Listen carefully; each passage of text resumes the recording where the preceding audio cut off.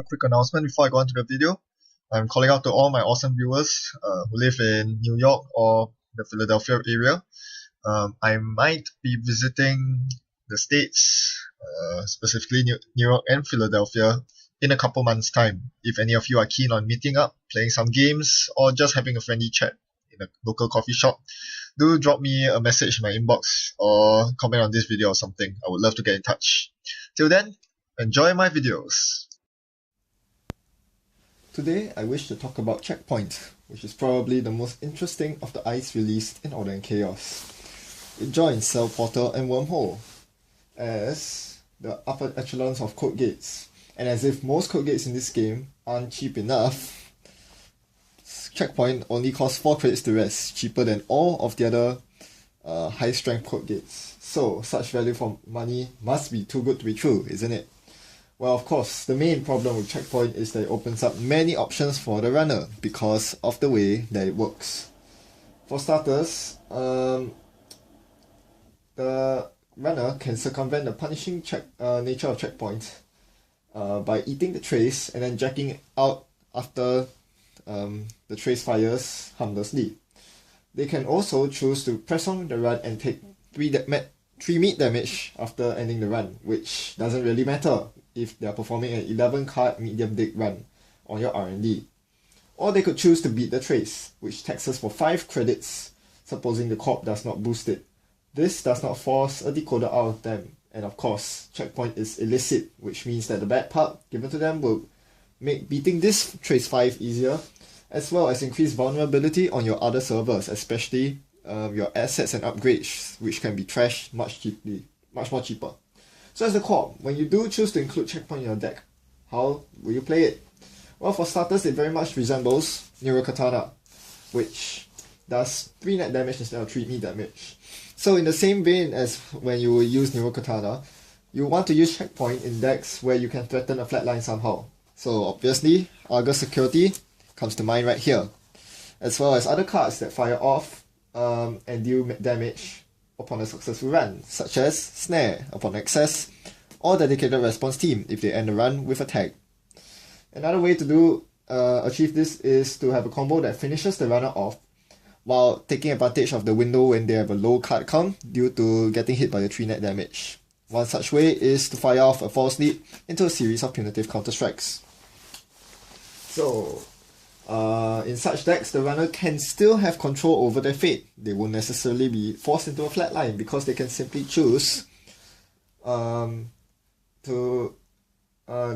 wait until they find the correct breaker, at which point they can break this subroutine and prevent the trace from ever firing off. At which point, this does not become a flatline ice, this becomes a taxing piece of ice, being at strength 7 after all. And it's pretty good because the cheapest way to break it with a decoder still requires 4 credits. That's when using Torch or Cyber Cipher, or other code gates will cost much more. And certain decks rely on such weak code gate breakers and have no means of destroying ice. So for these runners, Checkpoint actually becomes a really nasty piece of ice that the corp can easily take advantage of. This might force them into just eating the trace outright, which means that they can only hope for the best.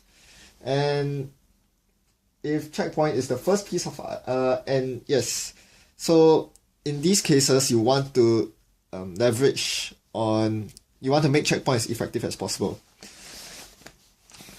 And so think of it this way: if Checkpoint is the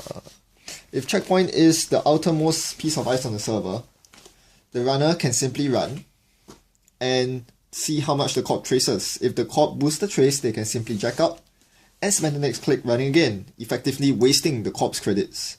So this is not a very good way to set up your checkpoints. A much better way of doing so is to place it as the innermost piece of ice. This way, the runner, when making around this server, the runner essentially has paid lots of credits to get past the first few pieces of ice and is essentially committed to this run already. So that is when Checkpoint will hurt the most, because at this point you know that they want to make a successful run and they'll do anything to get there. So that is when you can effectively dump your credits on the trace and force them into a really horrible situation where they take an access and could get easily flatlined after the fact. So that's your job as the corp, to ensure that checkpoint is placed at a suitable checkpoint to adequately punish the runner. Otherwise, and also another important thing to do, as mentioned, since you need to boost the trace, you need to ensure that you have the economic advantage over the runner, as with all traces like your basic CSOS and punitive counter-strikes, because if you do not have enough credits, the runner can simply run without any fear, knowing that you cannot afford to pump the trace on checkpoint, you cannot afford to punitive counter-strike them down, you cannot afford to play your C-Scorch combo. That's pretty useless. So, to sum up, basically, you want to play checkpoint as the innermost piece of ice, and when you have the economic advantage, and it works best against runners who don't really have a good solution to 7 strength code gates. Note that checkpoint is not an AP ice, despite it dealing 3 meat damage. It is only a tracer. So, well, gingerbread anyone? Nope, probably not. It still costs 5 credits to break. You'll be better off playing Torch, Cyber Cypher, or Spoon instead. So, throughout this video, I've been harping on the fact that the runner can easily choose to still jack out after encountering the checkpoint. So, if you decide to build a deck based on checkpoint, you need to circumvent this big weakness, which is, in my opinion, the biggest weakness of checkpoint. The fact that the runner can choose to just jack out. So, if you're looking to make checkpoint the limelight of your deck, the best method by far is to import it into the Jinteki faction, which has all the tools you need to ensure that the runner makes it all the way through the end, gets a successful runoff, and takes loads of damage. I hope you found this video inspiring. Hopefully you get to try out some checkpoint decks yourself. This is definitely a very strong piece of ice. You just need to work around it and build your deck around its limitations. It definitely isn't for every deck, but in decks where it can be useful in, it is sure to be very effective. Well, it's a 7 strength code gate with a 4 rest cost. How bad can it be? Thanks for watching and happy net running. Goodbye.